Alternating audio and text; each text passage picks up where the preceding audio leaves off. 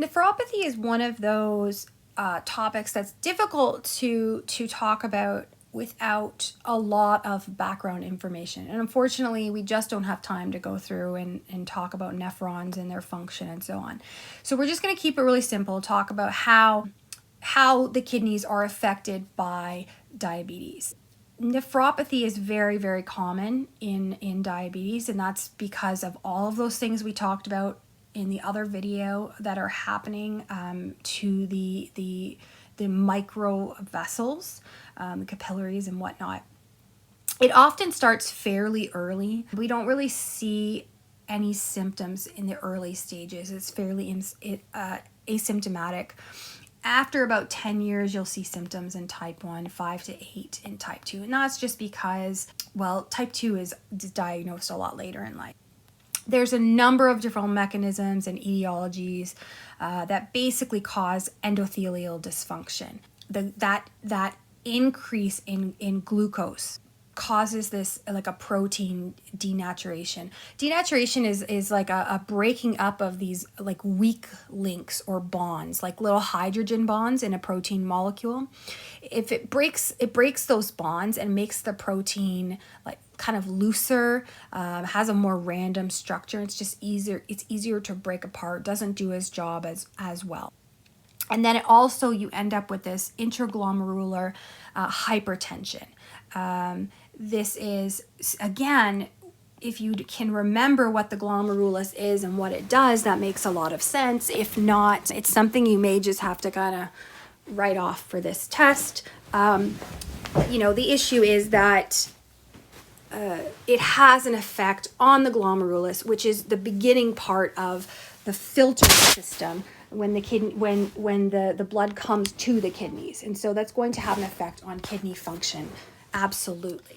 So if you remember anything about kind of what the nephron does, the first kind of, for the most part, like the first part of it is this glomerulus.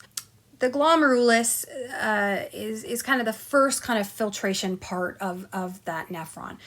It has this, basically a semi-permeable membrane around it that's called, I think it's like the glomerular filtration barrier or something. It basically prevents the larger proteins from entering the urine. Unfortunately, during diabetes and within, like with time, that glomerular barrier is damaged. There's some thickening of the basement membrane, and there's glomerular enlargement, and basically it interferes with a nephron function. What ends up happening, if you kind of scroll through, this explains a little bit more of like how it's happening.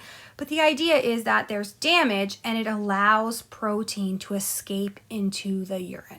So normally that glomerulus is keeping those proteins inside and not allowing them out in the urine, and now that's damaged, and so you end up with proteinuria. And really it oftentimes is albumin. This is why albumin levels are actually important. And so if those proteins are escaping in the urine, you end up with hypoproteinemia. Again, you've got hypo, which is less than, protein, and emia, which is blood. So you have less protein in the blood, and edema. But edema would be, when you get that edema, that's an early sign that there's something wrong with the kidney, right? The kidney is not filtering properly. So these are kind of our like earlier signs that, okay, something's going on. We've got this hyperprotein, usually it's hyperproteinuria, like you see there's protein in the urine, which is abnormal, and this a little bit of edema. So one of the very first signs of diabetic nephropathy is this increased urine albumin or proteinuria. So you've got less in the blood because you've got more in the urine. And so they actually use this tool called an albumin to creatinine ratio. You don't need to memorize these normals. Should be, 2 milligrams per millimole in the urine collection. Urine loss of albumin less than 30 milligrams a day indicates microalbuminemia, whatever. Sorry, that should be greater than. I just said less than, but it is greater than, so it didn't make any sense. But I don't think these to be memorized. I think the idea is that you know that when that basement membrane is thickened and that glomerular kind of barrier is damaged by diabetes, it allows all those those larger proteins to escape in the urine. And when that happens, you've got an escape, you've got low proteins in the body. And again, when we're talking about these proteins, very, very often we're talking about albumin.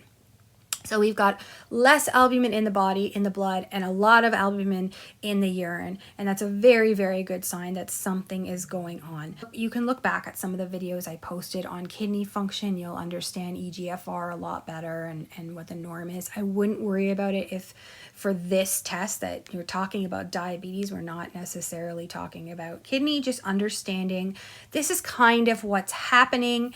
The idea of the albumin going, what's happening with the albumin is important.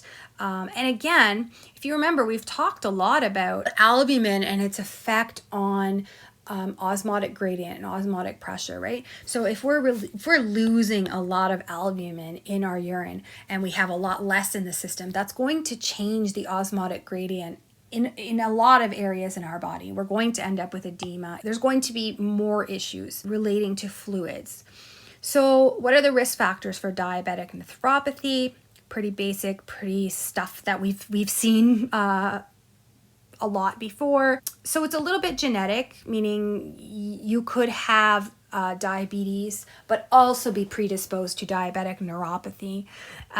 Again, not well defined. So hypertension, poor glycemic control, and the poor glycemic control is again because of that giant, remember we talked about the glucose toxicity and the kind of vicious cycle that you get into, right? And that's where that damage is happening to those micro vessels. Smoking, always bad. Always click that on a select all, right? Hyperlipidemia, and then some like different ethnicities. Again, I would pay a lot of attention to indigenous, but also South Asian, Pacific, African, Caribbean. And remember that a lot of that has to do with social determinants of health and socioeconomic status, but also just genetic makeup.